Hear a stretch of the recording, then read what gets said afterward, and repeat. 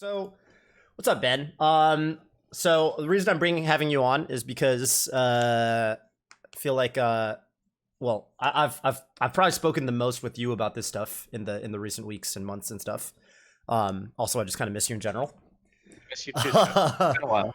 But yeah, it's I kind of had this idea because I mean, okay, so I've seen various kind of amounts of misinformation and just kind of misconceptions people have had about kind of DMCA on Twitch. I've seen different people with different takes on the matter. A good friend of ours, Ludwig Ogren, he tweeted like, I'm not deleting shit. If they want to take me down, I'm going down, like I'm going down swinging, basically. Like, I'm not deleting shit. And then I saw he did that stream with Devin Nash or whatever, and he was like, oh shit, never mind. This is like a big fucking deal. And I think he's singing a different tune now. I know he made his own VODs channel and all this stuff. So, there have been kind of all kinds of different responses. Just today, you were saying, just today, right? Like Moxie caught a ban. Anyone else? That's all I saw. I don't know. I haven't paying too close attention. Even that is really big. I'm also going to turn you up. You're probably quiet. Okay, so let me give you some volume. Say something. Hello. Dope. That's probably better. It's probably better. Okay. Yeah, Moxie caught a fucking ban, which is crazy. Paul. What's up, Paul? I got a DMCA strike from a video from 2015. Christ, that is tragic. I saw right, Justin Wong's been tweeting a lot of stuff about this scenario, which I've appreciated. Twitch was Justin Wong, obviously, not FGC Justin Wong. Like talking about even like Samantha running into some, and that was tragic because from what it sounded like, and this is something I want to get into too, is like she deleted all her shit, and then I think after that caught a strike. I'm not sure in her case. I think maybe she got her strike before she deleted everything, but I don't know. I mean, also Jake and Bake got a strike for like he was doing an IRL stream. He was like walking around Japan, and one of Kanye West's songs was like playing over a loudspeaker somewhere. That was the really famous one. Complete horseshit, in my opinion. But yeah, that ties into something that. Well, so I want to talk about a couple of things. This is kind of the I took a little. I'm like more prepared than I normally am for these sorts of things.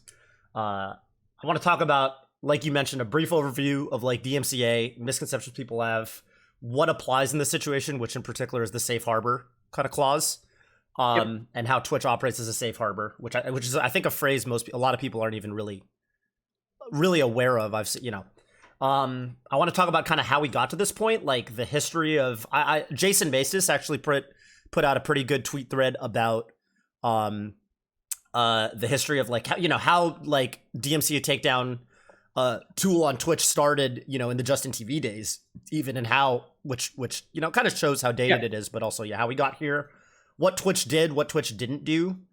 I want to talk about what, for example, YouTube is doing differently. What and kind of like what Twitch could have or should have built, and what they're being forced to kind of do in the absence of what they did or of what they could have done.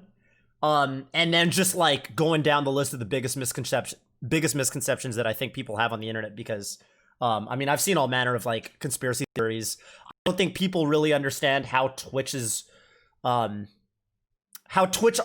Twitch relative to Amazon, like that relationship. I don't think people really understand that. I think I've seen a lot of people say that they think it's like they've kind of assumed that Twitch is the one that's crawling your VODs and clips, which is clearly not what's going on here, because like what incentive would they have to do that, right? But yeah, so again, I just to introduce myself, to give some context here, I was a software engineer at Twitch from 2016 to 2018. You worked at Twitch, and you were there. You're pre-acquisition, right? So you worked at and did you work at Justin TV or? Justin TV I joined in 2013, the summer of 2013. Justin TV was still around. It didn't shut down for maybe a year or so after I joined, and then I left last February. But yeah, I was an engineer.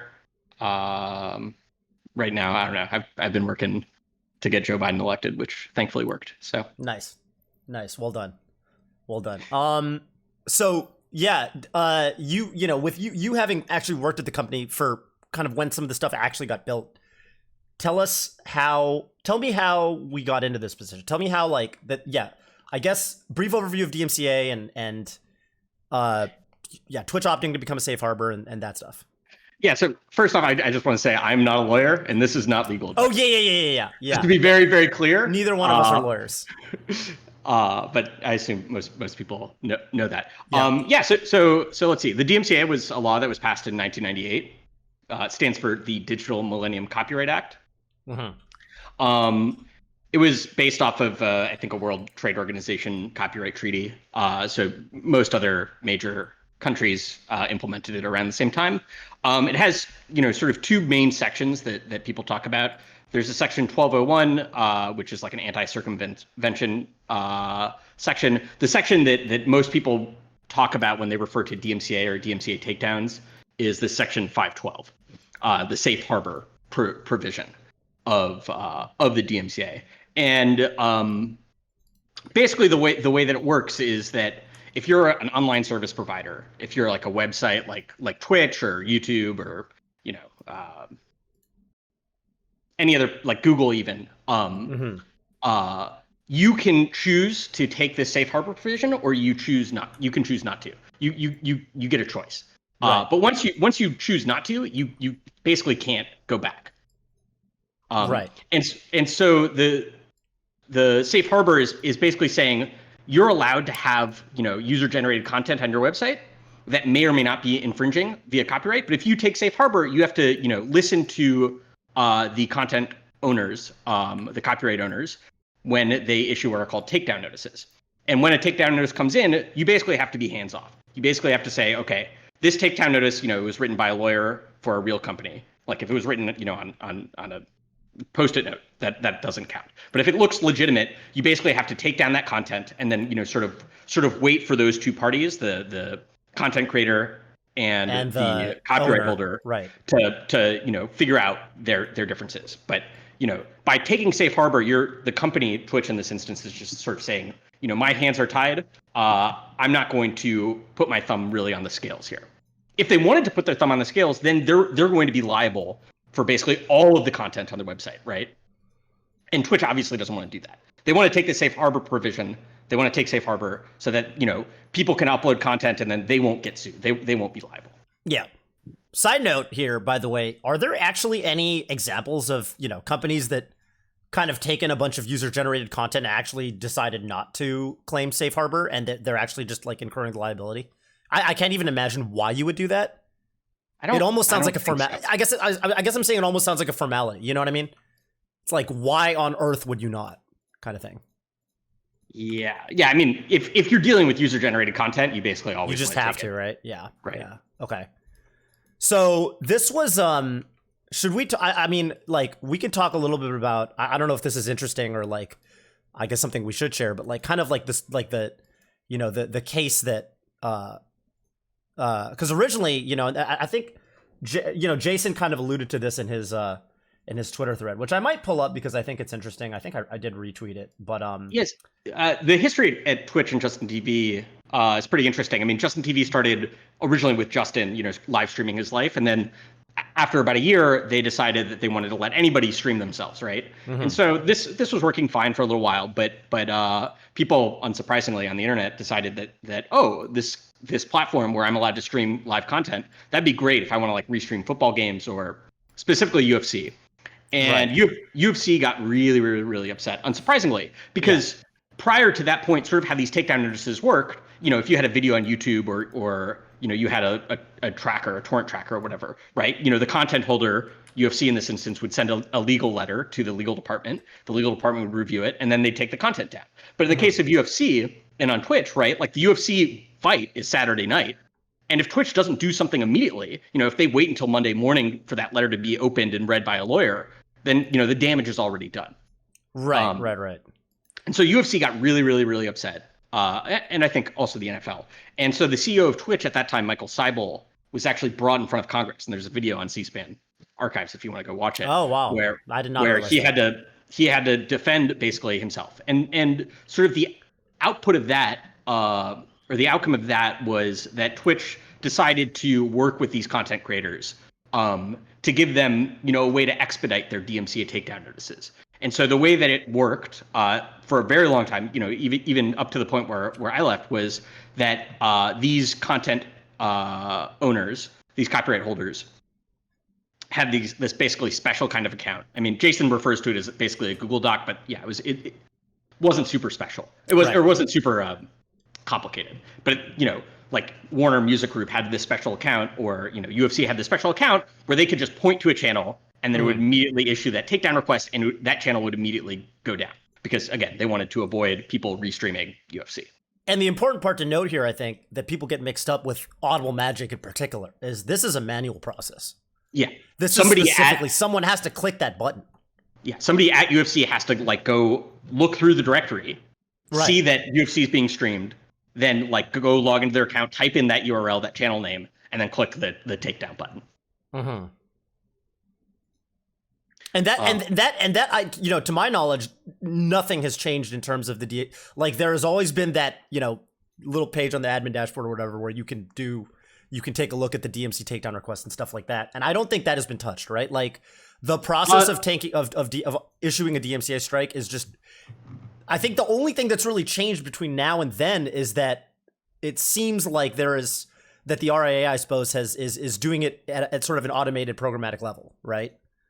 Yeah, so Cyrus mentioned in the chat that maybe there was something added since I left in 2019, but okay.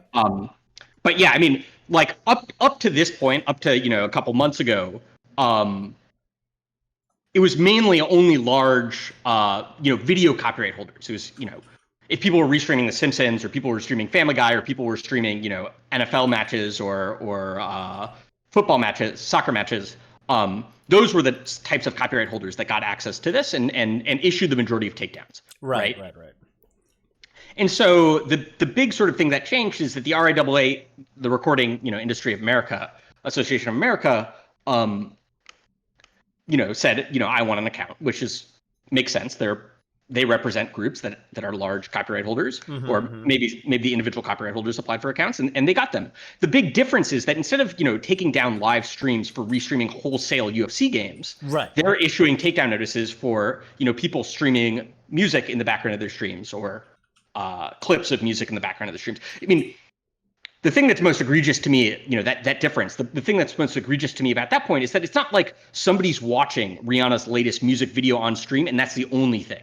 100% of the content is Rihanna's music video, right? It's not like 100% of the content is the UFC match, right? Right. You're playing Melee and you're listening to Rihanna's latest single, right? All the time, almost every day of my life. In fact, it's actually. But yeah, it's I mean, and this, I'm sure this is a very surface level argument that has been brought up plenty of times at this point. But does the content creator, or in this case the streamer, I mean, do you have a transformative claim, right? Do you have a claim to fair use because it's transformative content or something like that? Yeah, I mean, the really sticky thing about it is look, if somebody issues a DMC takedown to my account, I'm going to fight it. I'm going to go get a lawyer and I'm going to fight it. Right. But for people like Moxie, people like Bloodwood, people like you don't really have the opportunity to fight it because your account's going to get taken down in the meantime. And so while that works its way through the courts or, with lawyers, that might be months or even years. And that's your livelihood. That's their livelihood, right? And so these content creators don't really want to take a risk, rightfully so, because they could lose everything that they've built up to this point. And I guess that's really frustrating to me because, this basically enables censorship's kind of the wrong word, but UMG basically has the ability to take down these people's livelihoods and not give them the ability to fight back against it. I want to dig into one thing you've mentioned real quick, and I mentioned this to you earlier in our chat right before we went live. But on the subject of fighting back, something that I've seen thrown around is that I've seen mentioned is where was the this slasher tweet, right? This in particular, it's this little clause here, we recognize that by deleting this content, we're not giving the option to file a counter notification or seek retraction from the rights holder. So my understanding with this stuff is legally you have to allow in this case, the broadcaster to file a counter notification. YouTube lets you do this. My understanding is that Twitch up till now simply hasn't. And I mean, how is that? I've seen several people on Twitter. I can't find any of those examples right now, but I've seen people say that this is probably kind of illegal on Twitch's part. Yeah, I mean, again, I'm not a lawyer, but like, the sense that I get with that email is that probably legal didn't look it over. I think what they're trying to say is that we haven't issued a warning, or we haven't issued you a strike. So like, even if you were to win that counterclaim, like nothing would change. We're issuing you a warning here. This is like a warning for a warning. It's like a meta warning. It's like a pre-warning. Yeah. Sorry. No I guess it's just like saying, like, you have infringing content. Normally we would give you a copyright strike. In this case, we've deleted the content and we're not giving you a copyright strike. And therefore, because there's nothing to counterclaim, there's no reason for you to counterclaim. But it's written in a pretty, the line that says, we are not giving you the option to file a counter notification or seek retraction from the rights holder. I don't know. I feel like a lawyer could look at that and find that really bad. Yeah, I do think. Well, okay. I mean, obviously, it's all speculation in terms of like how much due diligence. I'm sure Twitch. This has kind of been probably for the last couple weeks or months. This has probably been kind of Twitch Legal's main job. I mean, I'd be surprised if this is the email that went out to like all partners. So I would be, or all the partners that got which by the way I have escaped unscathed so far. I will say my strategy of listening to primarily esoteric Japanese music on stream has proven pretty effective so far. I'll probably just stick to it. Me too. I guess taking one step back for the thing that I forgot to mention, about what changed in the last couple of months is that, it used to be really only these DMCA takedown notices were put on live broadcasts, right? But now the music rights holders are going and looking at every single VOD and every single clip and issuing takedown notices for that type of content. Before this, it was always possible to do that, but really it never happened, right? UFC would have been able to take down the channel before it got to the VOD point. And so it's like, I mean, Twitch, as you know, nobody really watches the VODs just for the VOD's sake, right? People go to YouTube for pure VOD content. So that was another really big thing that changed. How, I mean, as a little aside here, like, what do you think changed? I've seen some speculation that, because of COVID, like the music industry is making a lot less money because a significant portion of their kind of revenue in the past has been off like live ticket sales. And so this has kind of been, they're like, well, where can we get rents and other ways to kind of compensate for that? And that's kind of been I don't really know why, but I guess well, go ahead. What you have to understand is that the RIAA and these rights holders are gigantic fucking assholes, right? Like the MPAA, the Motion Picture Association of America, is also an asshole. I mean, like back in the 70s, the head of the MPAA, when VCRs were starting to come out, said, I say to you that the VCR is going to be to the American movie producer and the American household as the Boston Strangler is to the woman alone, which is just like outrageous, right?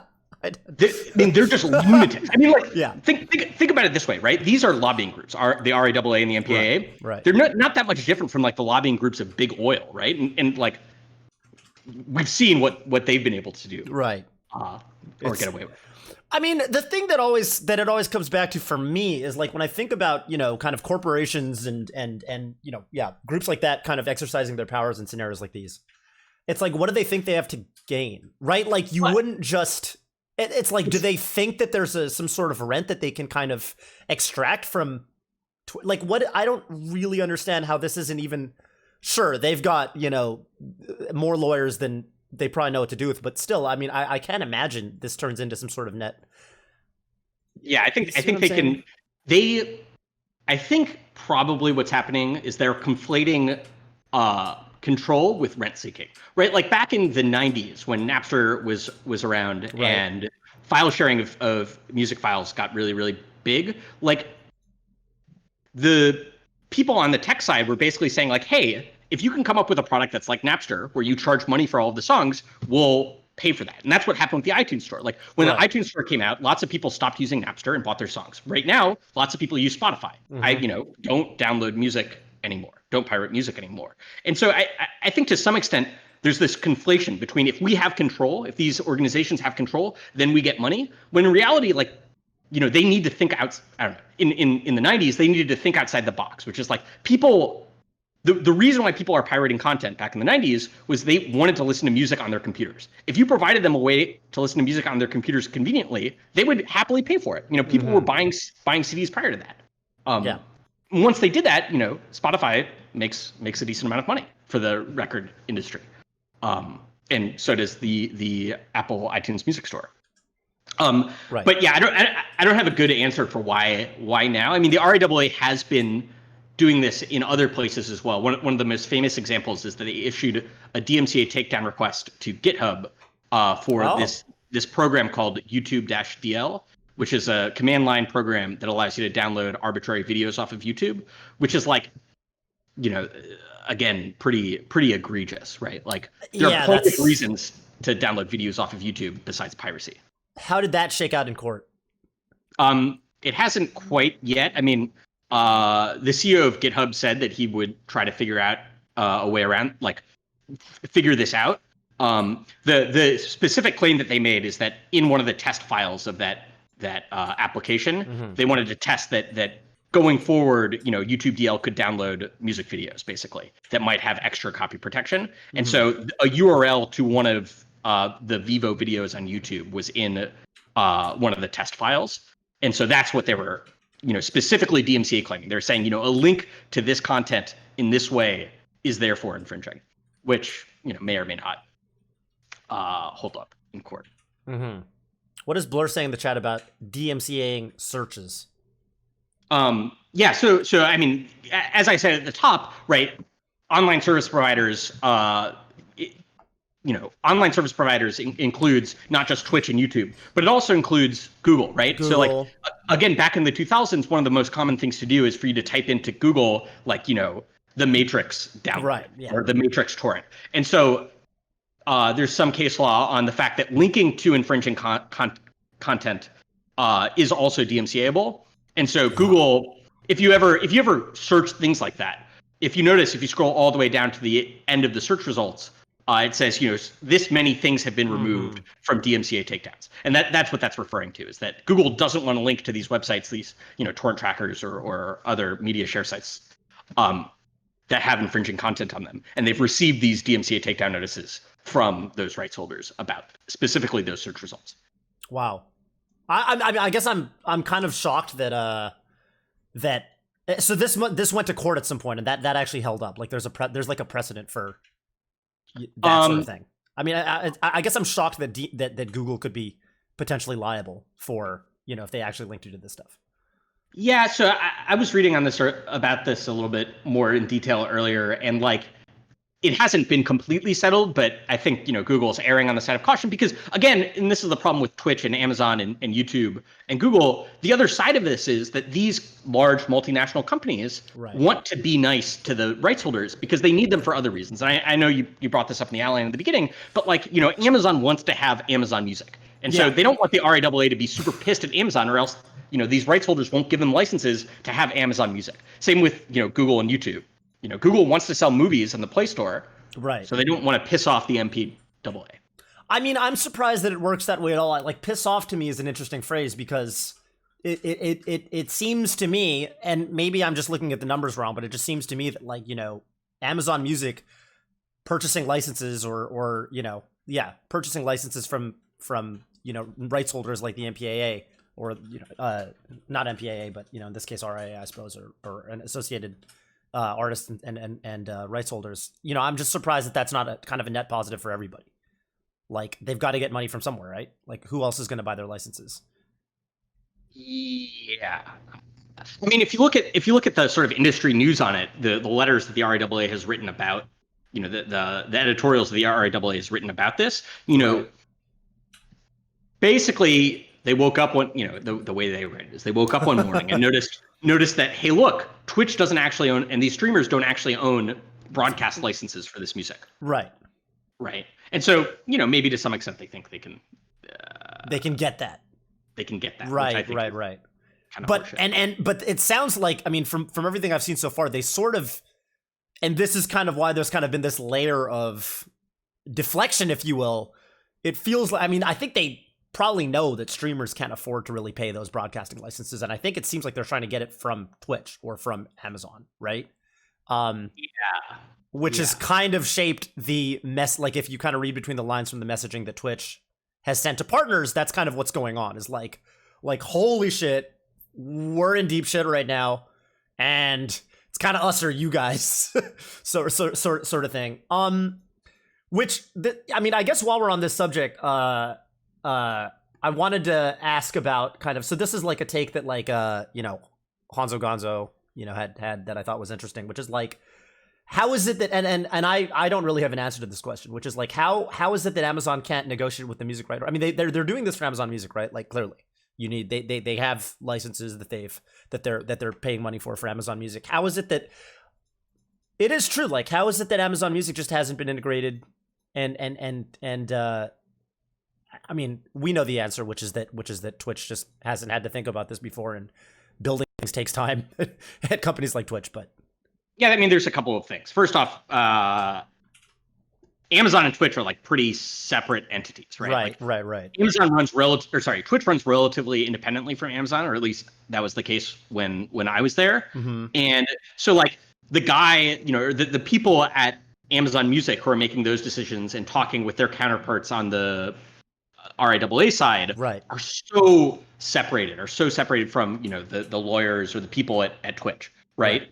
And so, you know, it's not like all these people are in the same room on every single day talking about it every single day. And then the second point is that like what Hanzo is describing here, you know, using Amazon Music to stream into broadcast and having that all figured out, that takes work, right? Somebody has to build that product. I think that's what they're trying to do with this newest product that they're trying to build. But is that Soundtrack? I think it's called.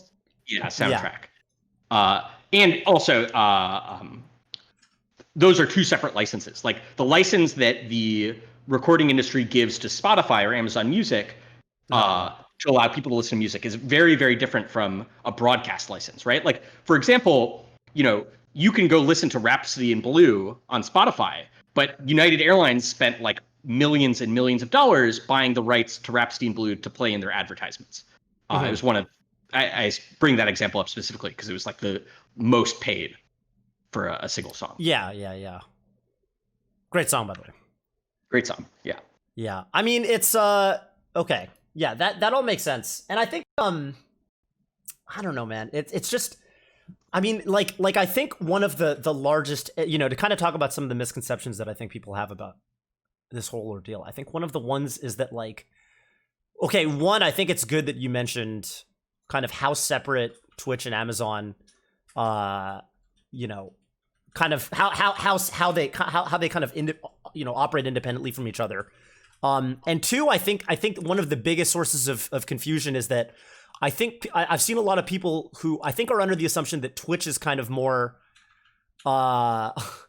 that a lot of this has been intentional, or that Twitch kind of had a way to see this coming, versus the reality, which I think is pretty clearly just Twitch had no idea that this was going to happen, and is just kind of scrambling in the wake of all this stuff, and you know, just hasn't really built out any ways to you know, shield themselves the way that, for example, like, okay, like, you know, you look at YouTube, you know, if you try to stream copyrighted music on YouTube, or I mean, or upload any video with I mean, YouTube has like, Twitch is like one third party system, right? Which is Audible Magic.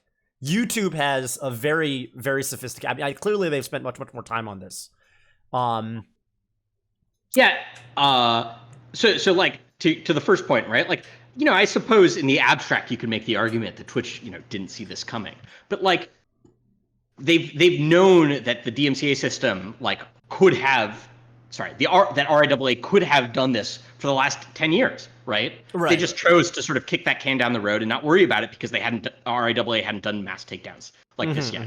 And so when the RIAA started doing it, or the people that the RIAA represent started doing it, you know, now they're sort of all hands on deck. And, you know, had some thought gone into this 2 years ago or 4 years ago or 6 years ago, and they actually built out a system, you know, I mean, you saw this when this first started happening. Twitch was caught so flat-footed that there wasn't even a tool to delete all of your content. Right. Right.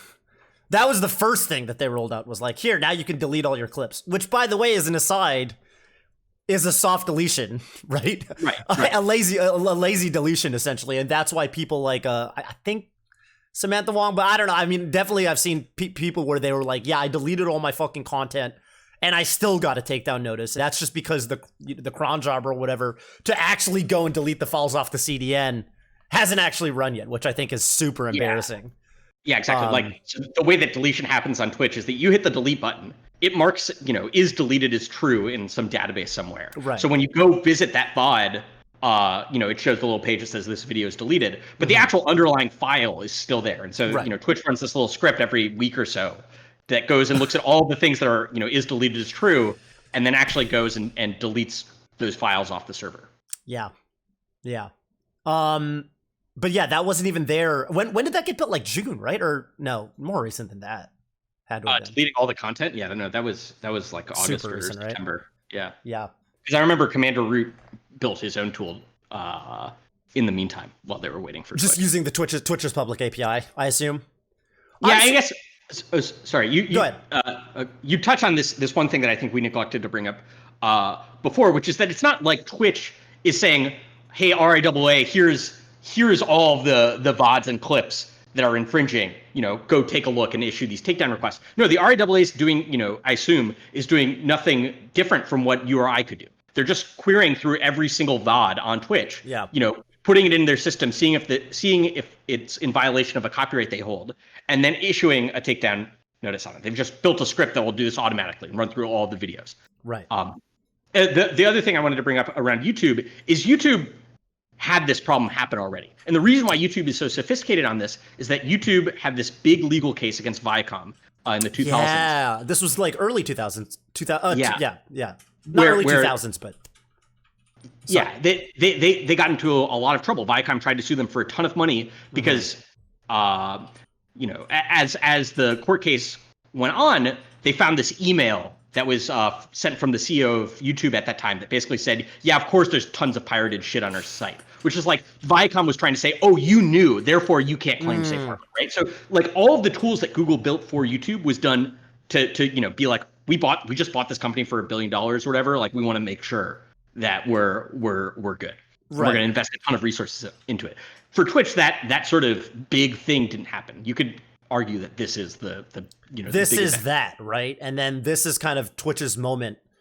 I mean, the Viacom case, right? Was that was pre Google or where was that in the timeline with the Google acquisition? If I remember correctly, it was started before the acquisition, but it finished a long time after the acquisition. So I think that, I mean, maybe this is naive, but I feel like I feel like with Twitch's case, it's a little bit different, right? Like in the sense that Twitch is already kind of, Twitch has been a subsidiary of Amazon for several years now. And so, I think the worry here that a lot of people have is like, what is Amazon going to do, with regards to kind of their relationship with Twitch? Yeah, I mean, I may be misremembering or misstating, but, one of the reasons why the VOD muting stuff exists was sort of as a precaution prior to the acquisition, right? Mm-hmm. The companies that were looking to buy Twitch didn't want to have to take on all this risk. So Twitch built the Automagic VOD muting stuff to basically say, we're good enough to deal with this stuff. You don't have to worry about this liability. But that was right. That was it. And unfortunately, Automagic just doesn't cover everything. I mean, if you look at if you ever look at your VOD dashboard or whatever, I feel like there's just plenty of it's not nearly as robust as clearly it needs to be. I mean, what else do you think are some of the biggest some of the bigger misconceptions you've seen? One of them is that which I think I mentioned to you in the past was like I've seen a lot of people kind of with this conspiracy theory that Twitch actually cares about its S3 bill. And like the reason that they rolled out this tool to delete all your clips and VODs is because they want to get the data off their data centers, and this has been a great opportunity for them to. I think that's kind of ridiculous. Yeah, no, I think it's pretty. I mean, I just want to address that because I think there's still people that have that theory, and to some extent that is sort of true. But like, I don't know. When I was at Twitch, when I was actually part of the VOD team when we moved over to S3, they do have to care about their S3 bill. Yeah. These actions aren't in reaction to their S3 bill. Right. When I was working on VOD and we moved to S3, S3 is the Amazon service that stores files. For people who don't know. Originally the idea was that, all these Amazon Web Services are just free to Twitch, but that changed back in 2018, I believe. And Amazon started billing internally for these Amazon services. But like what's going on now, like, I guess my counter to people who make that claim or have that misconception is like Twitch cares about their creators, right? They're not going to like do all of this stuff that's going to really hurt their creators just so that they can save money on S3, right? Like, right. This is something that's beyond that. Yeah. I think it's like not even. I mean, yeah, clearly the AWS bill is always a concern, but I don't think it's I don't think it's even like tangential to I think what's going on right now. Yeah. What do you see? I mean, where do you see this going in the coming weeks or months? So I guess the thing I was thinking. Oh, go ahead. No, I was gonna say just like if you've paid much attention to kind of Twitch's responses and what they're claiming to be building and kind of their messaging to partners. Go ahead. Yeah, so I was thinking about this a little bit earlier, and I know that when you and I were at Twitch, one of the core values of Twitch was creators first, right? And so, or at least that's what they claim. And so like, a creator first answer to this problem would be, the most naive solution would be to work out a deal with the record industry. Say, hey, we'll pay for all of the rebroadcast rights for all of these songs. And, we'll deal with this. But what's happening right now is very not creator first. There was that Twitch support tweet that said, somebody asked like, oh, some of the music in this video game is copyrighted. Right. Will I receive, what happens if I receive a DMCA takedown notice for this? And their response was like, oh, check the EULA and maybe, turn off music in your game. Yeah. What was your take of that? I mean, I quote tweeted, honestly, I just wanted to add to the ratio on that tweet, but yeah, I quote tweeted that, and this is the tweet, by the way, in question. I'll just show it real quick. Yeah, this is the tweet in question. We recommend reading through any game's EULA, which, by the way, like this doesn't even. The average streamer that reads this does not know where to find their respective games and user license agreement, right? I was like, oh, okay, I'll try to go read. So Smash Ultimate's got 1,000+ songs, whatever. I don't know how many it has. A lot. And I was like, well, let me go try to find it. I don't know. I Googled around for 3 minutes and I couldn't find it. And I was like, and I'm one of the people that knows what EULA stands for, let alone, right? So, I mean, whoever wrote this tweet, my take on this was like, and I'm kind of curious what your thoughts are here. Like, my take on this is like, look, whoever wrote this tweet, they know, using Sprout Social, they know that no one's gonna actually do this. I don't think a single streamer is gonna like. I don't think a single person is going to do this. I don't think a single streamer, not one person, is going to actually read through the end user license agreement for whatever they're streaming and mute the game audio. I mean, this is like. Anyway, yeah, go ahead.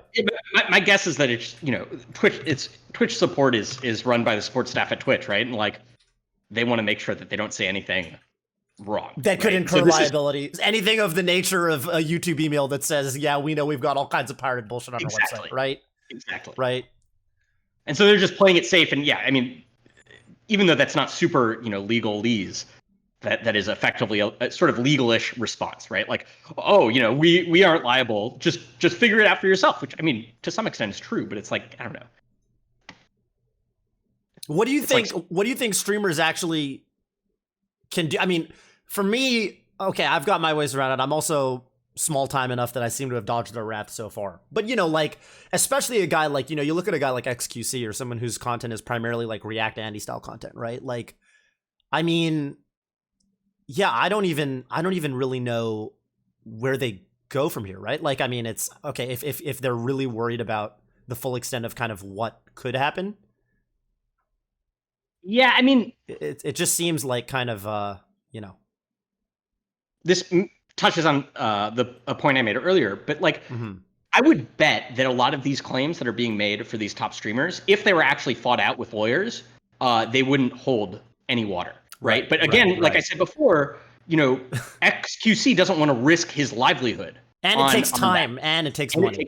Right. Time and money, right? Like his channel could be offline for years until it worked its way through. Right. I mean, it might be shorter than that, but like, if you're a creator, why risk it? For me personally, if they try to take down my stuff because I don't stream, I'm gonna hire a lawyer and figure it out. And I think that there is definitely a case to be made that these types of takedown notices by the RIAA on content, like in the Jake and Bake example, for instance, where he walked around somewhere and a Kanye West song was playing that would never hold up. That would never hold up. And probably the end result of that judgment might be that, like, hey, RIAA, you can't make these claims anymore. These claims in totality are frivolous. I don't know. That would be the best case, right? For Twitch and for streamers. Right. But you don't know. You don't know. You don't know how much time that would take. Doesn't want to risk it. Right. He has to pay his rent. Right. Man. Yeah, it's it's super, I guess it's super worrying. Like, I don't know. I haven't deleted all my shit yet. I might not have to, but I also might. I don't know. Sorry. So going back to the original thing that you were talking about when we started down this trail. Right. What could Twitch do? Right. What could Twitch do? Yeah. Options I said is they could work out a deal with these rights holders and pay for the broadcast rights or equivalent rights for these things, right? Another thing that they could do is they could build out a system similar to YouTube's. One of the nice things about YouTube's system is that if you make a video with Rihanna's latest song in it, I don't know if Warner Music Group represents Rihanna, but let's just say that they do. Yeah, whatever. Right? Sony Media, whatever. They get all of the ad revenue from that video, right? That's how the system works. They tag that song as owned by Warner Music Group, and then Warner Music Group gets the ad revenue from that. That video basically gets demonetized for you, right? So Twitch could build something out similar to that.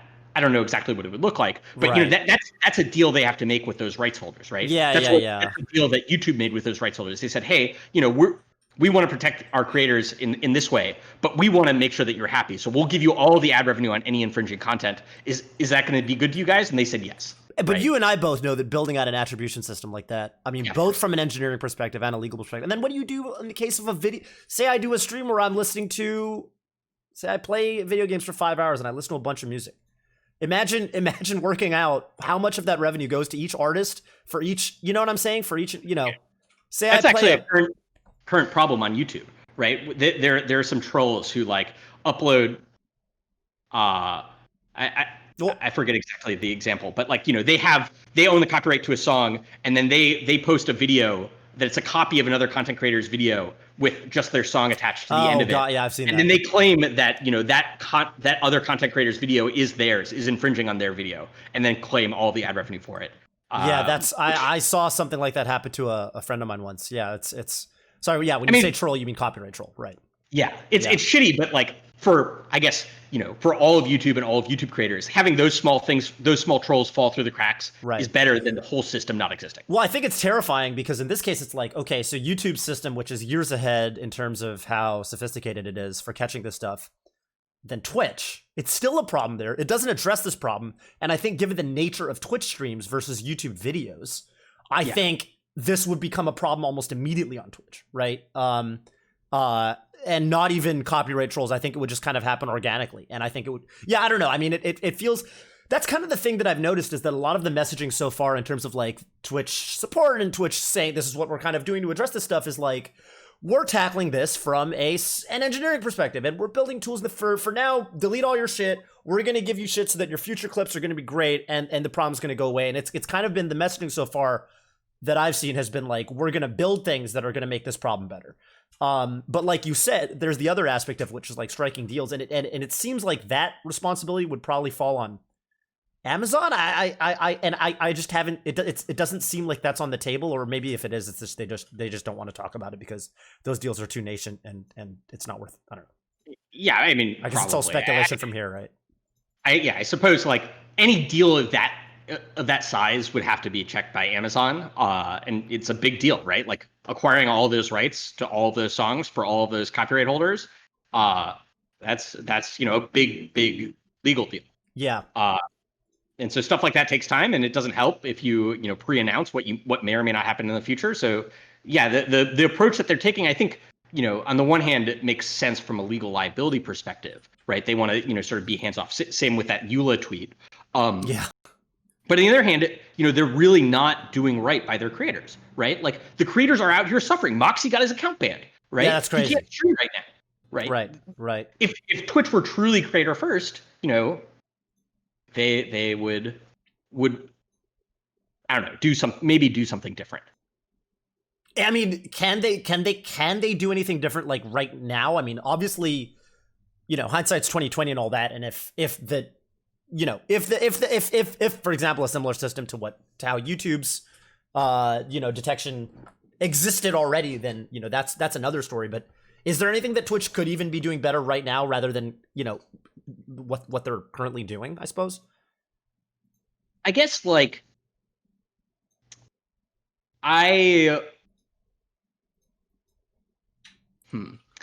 Clearly they're in a very tight spot because I think, like we kind of talked about, okay, so one thing I think a lot of creators on Twitch, myself included, are frustrated with Twitch about is how slow the response to all this has been.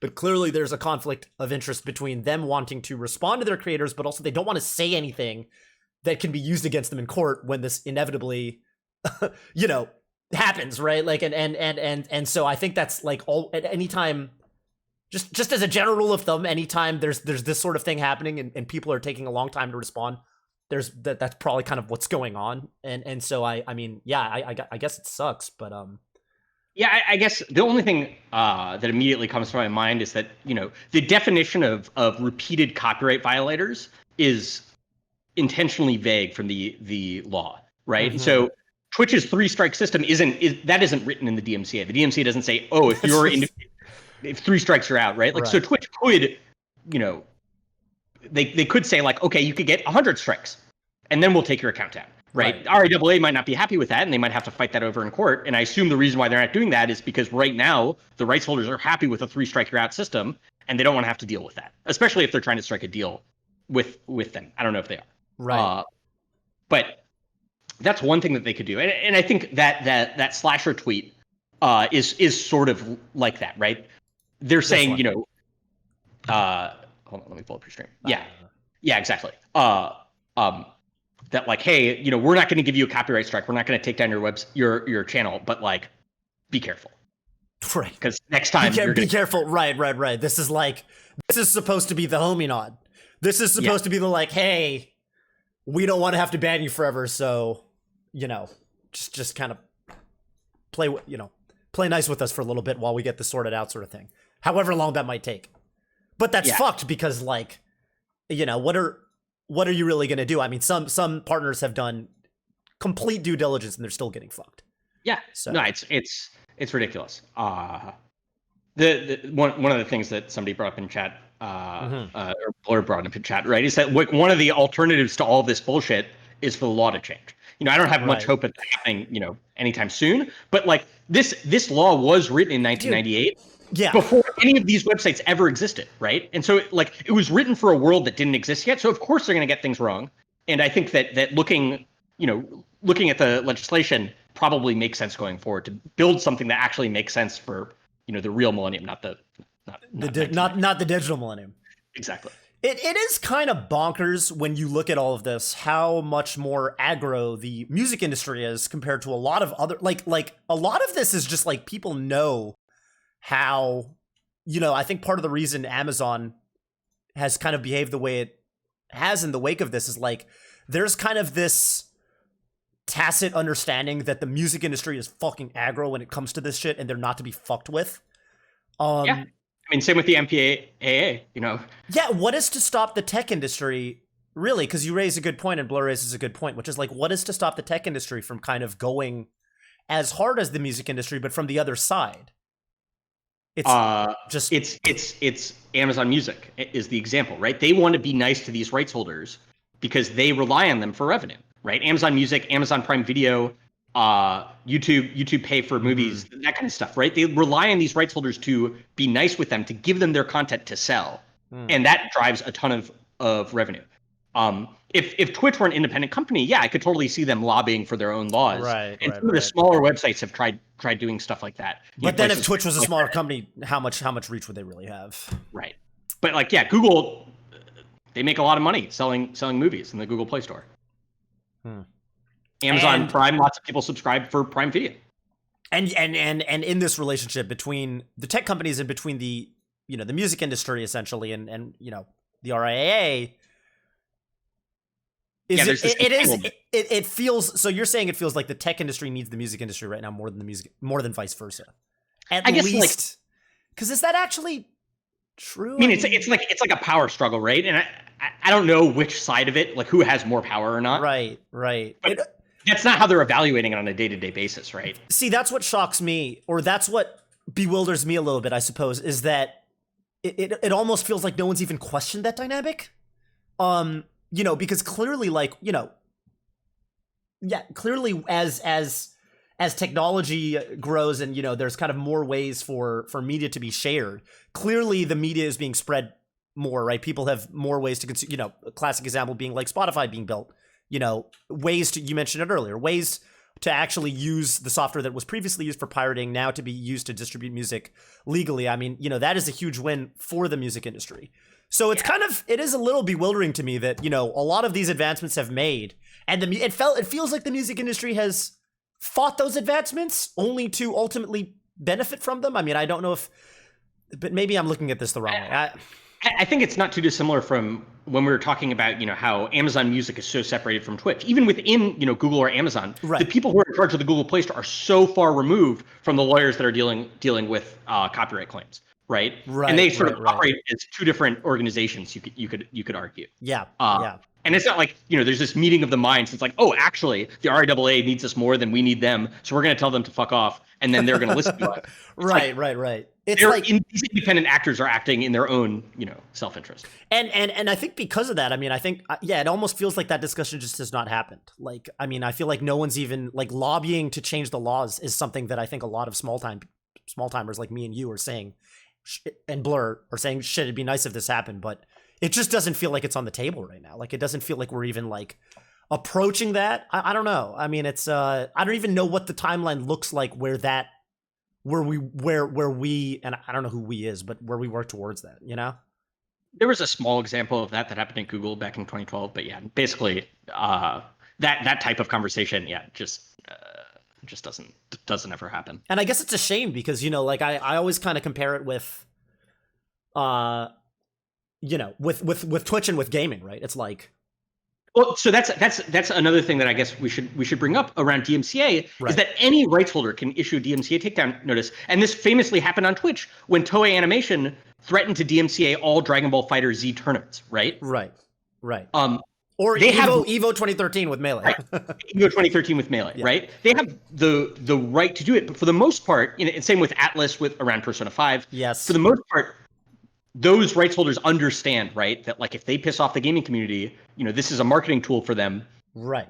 Think really bad things are going to happen. And with Atlas and Persona 5, we saw that backlash, right? Right. Dragon Ball Fighters, there wasn't all that much backlash, but it sucks for Dragon Ball Fighters the game. There's just, there weren't any tournaments. And in Evo, thank God, enough community uproar was able to change Nintendo's perspective on streaming Melee because that would have killed it. Yeah, I don't know if we'd be here having this conversation today. Exactly. Yeah. You know what I think is, and I mean, on the flip side of that, on the converse of that, whatever. You look at a game like Among Us. I think that the best example. I mean, that game came out in 2018, and it got as big as it did because I think it was. I hope I'm not making this up. I think it was Soda Poppin' at first. That I could be wrong, but basically, okay, live streaming is the reason that game blew the fuck up, and those guys are all set for life. And I think game devs and publishers and developers, that has become the playbook, has been use Twitch or hope to use Twitch to get that big. And yeah, I mean, go ahead. Well, I was just gonna say, you contrast to what's going on. It's actually from a legal perspective, it's completely identical to the RIAA situation where yes, the rights holders can DMCA you for playing their game at any time, and you got to stop. They can. But they won't because they've realized it's not in their best interest. And right, this is the free advertising argument, right? The video game companies realize that this free advertising, people streaming their video games, is worth more than the rent that they could extract from levying licensing fees. But the RIAA doesn't see it that way. They've never seen this free advertising argument as a way to do things, right? Like back in the Napster days, people said, oh, these bands got big only because of Napster. Right. RIAA doesn't give a shit. They're like evil business people who like want to stab a knife through the heart of everybody. Do you think, from a purely capitalistic perspective, do you think they're correct? No, because I think what's going to happen is exactly what's happening, which is everybody's going to delete their VODs. Yep. Creators are going to dislike Twitch. Twitch isn't ultimately going to strike a deal with these rights holders because they don't want to have to pay the money. Mm-hmm. People going forward are going to use, license-free music. Right. And then the RIAA is not going to get shit. Right. Right. Like they're not. Yeah. It's just great. The money isn't being made. You're not getting the money. No one's getting the money. No one's getting right. Yeah. You burned the whole world down, and the RIAA didn't get it. Right. It's like they're optimizing for. They want the highest percent of the money that's being made off of these streams, but one of the ways to raise that number to 100% is to make sure no money ever gets made off of streams ever. By me. Obviously, that's the extreme example, but if Yeah, no, I think ultimately it comes down to control, right? They conflate control with profits, right? If they have control over everything, then they get all of the profits. If they 100% control everything, they get 100% of the profits. Mm-hmm. But yeah, it turns out 100% of zero is still zero. It's still zero, right. But congratulations, at least you're right. At least you're not missing out on any money that you think you're owed. Man, yeah, it is kind of funny. And I mean, I don't know. It's just really, it's really sad that, I mean, we're talking about literally the purely capitalistic argument, and they're just antiquated. I guess. I mean, at least from your perspective, man. I think you're right. I mean, I would be shocked if anyone's actually crunching the numbers and running. You'd think that would be someone's job at this point, but I knowing the way corporations work, and I just feel like it's not. And I think you hit the nail on the head.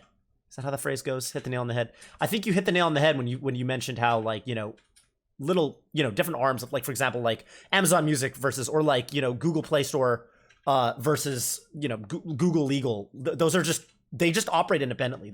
That's how things work 95% of the time, 99% of the time at corporations. And think about it this way: like, the CEO isn't going to come up with some master strategy around this stuff unless it lands on his desk, and it only lands on his desk if the house is on fire. As I remember, it's funny you bring that up. I remember reading about the when Bezos had to speak at the Supreme Court subcommittee hearing in June or July or whatever that was, and the lawyers representing the RIAA, I believe, were like, is it possible for streamers on this platform Twitch to stream copyrighted music? And he was like, yeah, I don't know. I'll look. I think his exact words I will look into that. Which is like, yeah, I mean, like, Bezos knows that Twitch exists, but yeah, does he know of this specific issue that's occurring at Twitch on any certain day? Like, of course not. Of course not. Yeah, it's just such a small percentage of his mind share and also Amazon's revenue, right? I mean, yeah, it's a little sad. It is a little sad. It is a little sad. Yeah. I mean, the saddest thing to me is just creators losing their histories, right? Like, those VODs, there's a lot of history there. And, like, you could, it just sucks for it to be lost. But, like, even, if you could imagine somebody making a documentary of the, 2010s, 2020s streamer heydays, right? All of that content is gone. You just won't be able to make additional content on it. It's just all that history is gone. Is really, really sad. And Twitch isn't protecting their creators in this way to help them. Which sucks that this, third party, the RIAA, these music holders, can just come in and destroy something beautiful. Yeah, it is. Even, like, man, I don't know. Even a tool to, I mean, I guess it's a lot of fucking data, but imagine even just having a tool to, like, export all your export your clips or something, download all your clips. But it's just not in Twitch's. It's just not the number one item on the priority list right now. Because that would put creators first, but that's not what's actually going on. You and I both know how difficult it is to get anything done product-wise at Twitch. Yeah. And so this legal stuff is so far on the back burner of any of the product teams. Like, they want to build new features. Nobody wants to build, stuff to quell these legal problems or actually help these creators in this way. Like, people want to build, I don't know, fucking gift subs, right? That'd be a cool thing to build. Yeah. Well, we have gift subs, but thankfully. Thanks to Bobby's car. Yeah. Anything else? I think that's everything I wanted to touch on. That's everything I wanted to touch on. I mean, Any advice for streamers or anyone watching? You know what I mean? Like, I think we said everything that needs to be said, but yeah, I'm not a lawyer, and this is not legal advice. I'm not a lawyer as well. Yeah.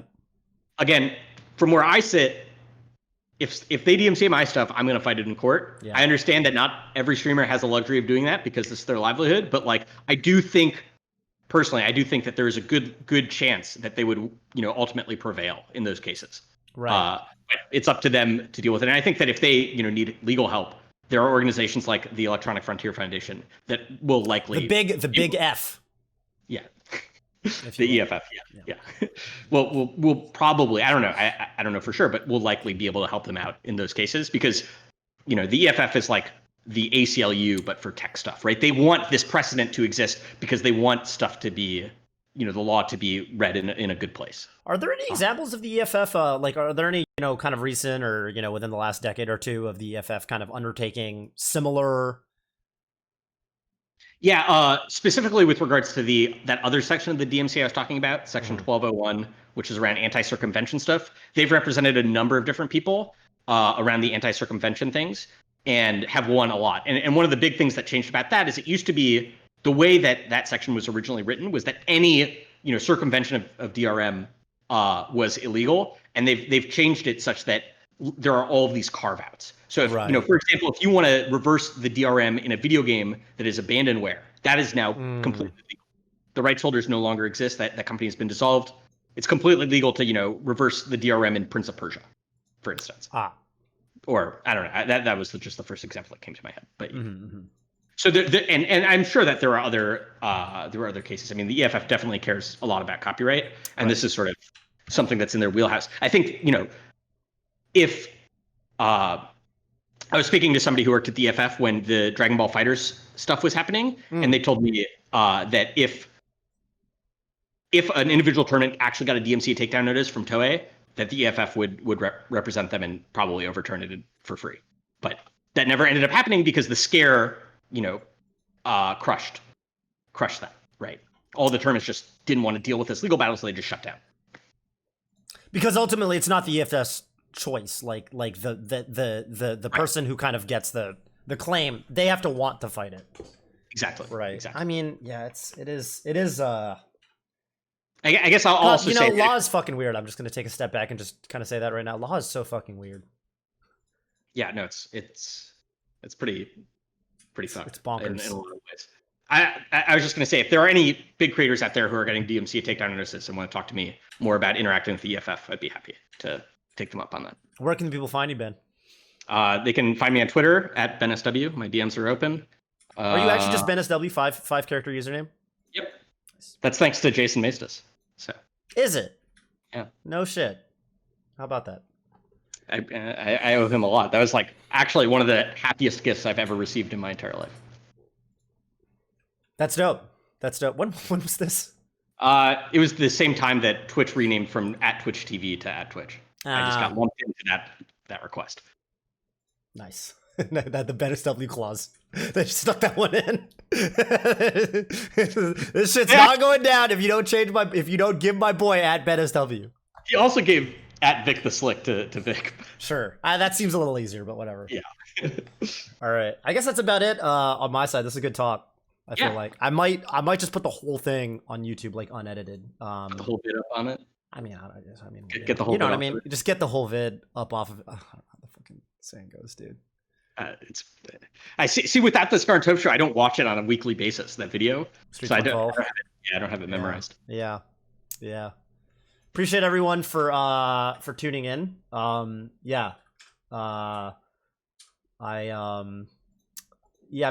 guess. Super. I appreciate this both from the perspective of like, I definitely wanted some sort of forum to talk to you about this stuff just as a streamer too. Obviously, this is kind of what I'm doing these days. So, someone did raise a good point in the chat, which was like, switching streaming platforms, and I mean that's something that could end up happening. That's totally something that could end up happening with a lot of people. The RIAA is only targeting Twitch because Twitch is the biggest one. So if you want to I know Mixer isn't around anymore, but if you went to Mixer, you probably wouldn't happen until Mixer got big enough that the RIAA locked their lasers on it. But that's only temporary. Right? Or you just go to YouTube. because Yeah. YouTube's That's true. because all this happened years ago on YouTube. And I mean, like, you know, it's yeah, I mean, in a lot of the RIAA's messaging that I saw, it was like Yeah, that's the. Oh, sorry. Go ahead. well, no, I was just gonna say they were framing it in terms of Twitch versus YouTube. They're like, you know, Twitch lets you do all this crazy illegal shit, but you're in stark. I think they used the phrase in stark contrast with your competitors like YouTube. I think they said that. I don't know verbatim. I might be paraphrasing, but it was like in stark contrast to YouTube, which doesn't let you do anything. Well, they kind of do, but Honestly, if I were Emmett, right, the thing that I would be most scared of is exactly what you just described, which is that people use this as a reason to switch to YouTube. And if Twitch isn't being creator first about this, then the creators are just going to go elsewhere. And that's the biggest, you know, liability that Twitch has, because without their creators, they have nothing. Yeah, that's it. It's like the only thing Twitch wins on solidly is just having the biggest / best community right now. But that can change.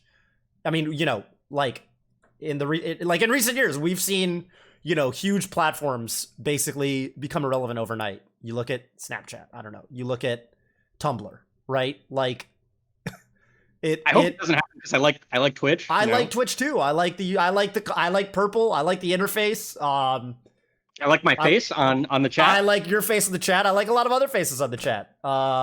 Yeah, I mean, you know, I have fond memories working at Twitch, as I'm sure you do, and I mean, I still, you know, have some I still often use the phrase "we" when I talk about. You still do that, right? Like, yeah, I can't believe we're doing that. You know, you work at a company. I don't know. It's yeah. I still use the phrase "we" sometimes talking about what Twitch is doing, and